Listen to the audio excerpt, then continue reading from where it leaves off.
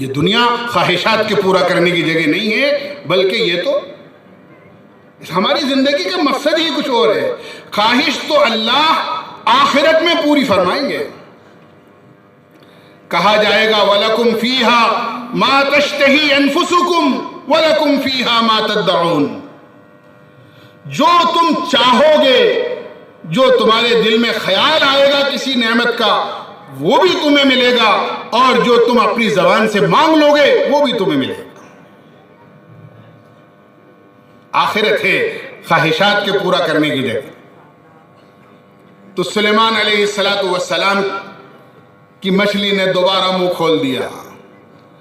آپ نے فرمایا اللہ کی بندی، سارا کھا گئی پھر بھی منہ کھول دیا، اب کیا ہے، اب تو سب کچھ ختم ہو گیا۔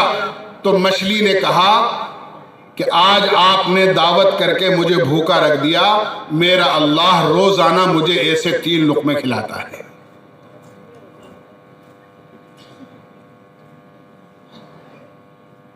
جانور بڑے بڑے ہیں، بڑی بڑی مخلوق ہے، یہ زیادہ کھانے کی وجہ سے آدمی اشرف نہیں ہوتا ہے۔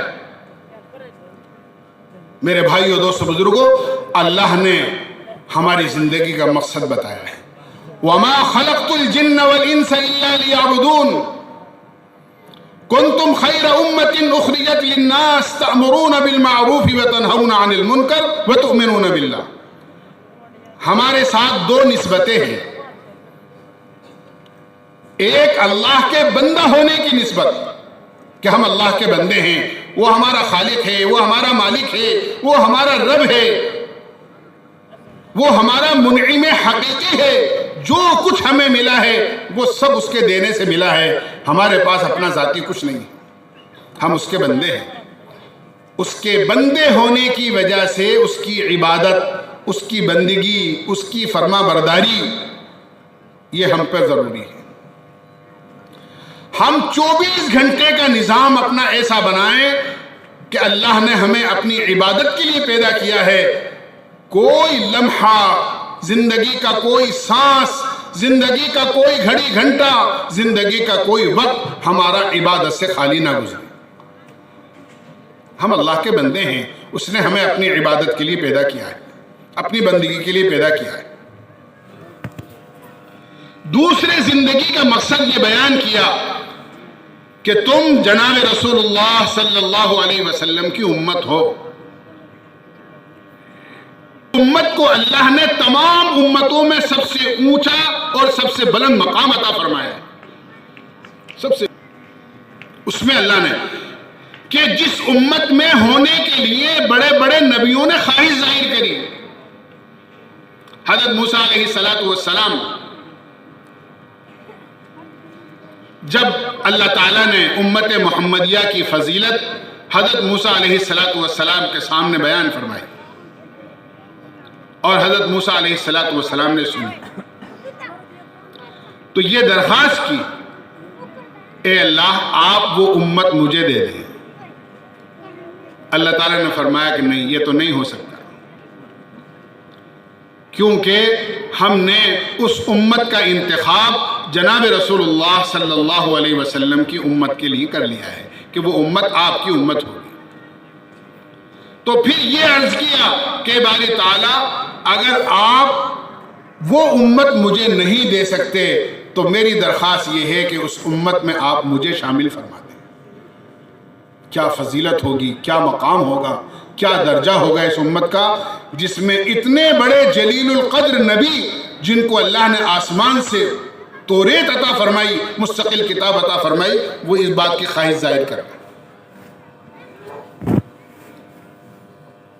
جناب رسول اللہ صلی اللہ علیہ وسلم کے ساتھ نسبت ہونے کی وجہ سے، آپ کی امت میں ہونے کی وجہ سے اللہ نے ایک کام ہمیں اور دیا ہے، اور یہ وہ کام ہے جس کام کے لیے اللہ نے 1,24,000 انبیاء علیہ السلام کو دنیا میں بھیجا، کیا قیامت تک جناب رسول اللہ صلی اللہ علیہ وسلم کے بعد کوئی نبی پیدا ہونے والا نہیں۔ لہذا اللہ کی طرف سے جو پیغام لے کر آئے، آپ جو دین لے کر آئے، جو احکامات لے کر آئے، وہ اللہ کے بندوں تک، دنیا کے آخری کونے تک پہنچانے کا کام کون کرے گا؟ کہ یہ آپ کی امت کرے گی۔ اپنی ذات سے دین سیکھنا اور اپنے دین کا پابند رہنا، اور اس کے ساتھ ساتھ اس دین کو لے کر جناب رسول اللہ صلی اللہ علیہ وسلم کی نیابت میں دنیا کے آخری کونے تک جانا، یہ ہمارا کام ہے۔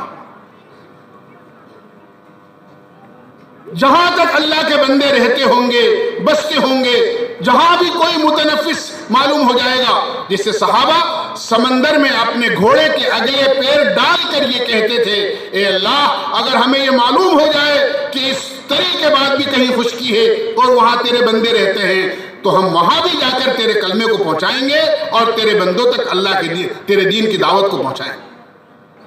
ہمارا کام ہے۔ ہارون رشید رحمۃ اللہ علیہ کے زمانے میں ایک جماعت بنی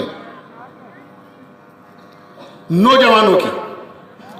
نوجوانوں کو آپ جانتے ہو کہ نوجوانوں کے اندر بڑا ولولہ ہوتا ہے، بڑے جذبات ہوتے ہیں، ان کے ارادے بڑے مضبوط ہوتے ہیں، طاقت ہوتی ہے۔ اللہ نے جوانی، اسی لیے تو کہتے ہیں جوانی دیوانی، آدمی بڑے جذبے میں ہوتا ہے۔ اللہ کے راستے کے فضائل سنیں تو ایک جماعت نوجوانوں کی تیار ہوئی جنہوں نے یہ ارادہ کیا، اتنی دور جائیں گے، اتنی دور جائیں گے جہاں آج تک اللہ کے کلمے کو لے کر کوئی نہیں گیا ہو۔ چلے راستے میں کام کرتے ہوئے، لوگوں کو اللہ کے دین کی دعوت دیتے ہوئے، ٹارگیٹ تھا، منزل تھی کہ وہاں جائیں گے جہاں آج تک کوئی نہیں گیا ہو۔ چلتے رہے، مہینوں چلے، مہینوں چلنے کے بعد ایک مقام پر پہنچے جہاں ان کو یہ یقین ہو گیا کہ یہاں کوئی نہیں آیا ہوگا۔ رات کا وقت تھا، بستی تھی، بستی سے باہر رات کو قیام کیا کہ صبح ہوگی تو بستی میں جائیں گے اور ان بستی والوں کو اللہ کے دین کی دعوت دیں گے، ان کو کلمہ بتائیں گے، ان کو نماز بتائیں گے، ان کو قرآن سمجھائیں گے۔ لیکن کیا ہوا، جیسے ہی صبح صادق ہوئی تو بستی میں سے اذان کی آواز آئی، اللہ اکبر اللہ اکبر۔ حیران رہ گئے، یہ کیا ہوا؟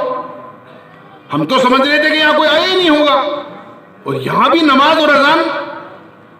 خیر نماز تو پڑھنی تھی، بستی میں داخل ہوئے،